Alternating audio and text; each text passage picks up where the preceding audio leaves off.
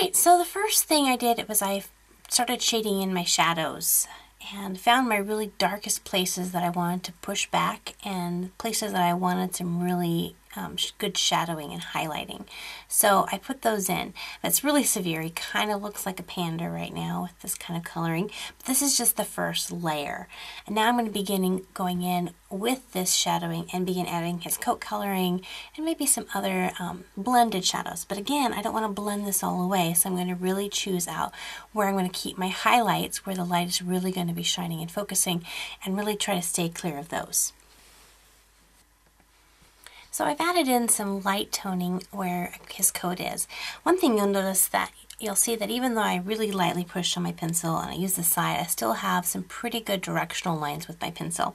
So you can either take your pencil and go along in the opposite direction and it'll kind of blend those out a little bit, or you can just take your finger or blending stick and just kind of give little circle rubs, and it should help to kind of blend a little bit of that out.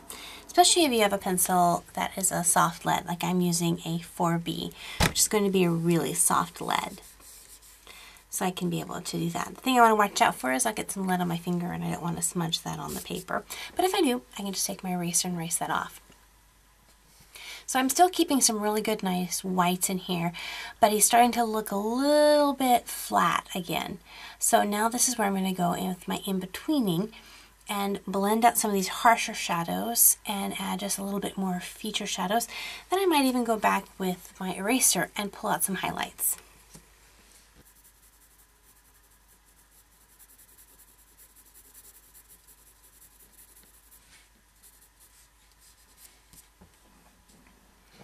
Alright, so I have the shading and shadowing in here the way I want to, but he's looking very smooth. So the last thing I'm going to do is I'm actually going to add some texture with my pencil.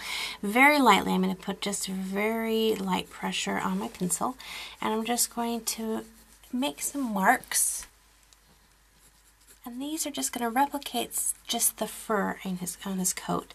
So they're going to follow along with the pattern of the direction that his fur is going.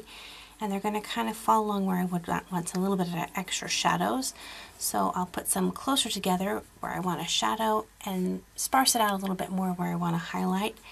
But this is just going to help the viewer see this picture as being something that has a little bit, it's not smooth now. It's going to have that rough kind of furry look to it. And this step here, the longer that you actually take on this step, the more, intricate you make your lines, the better it's going to look. This is something that you don't want to speed through.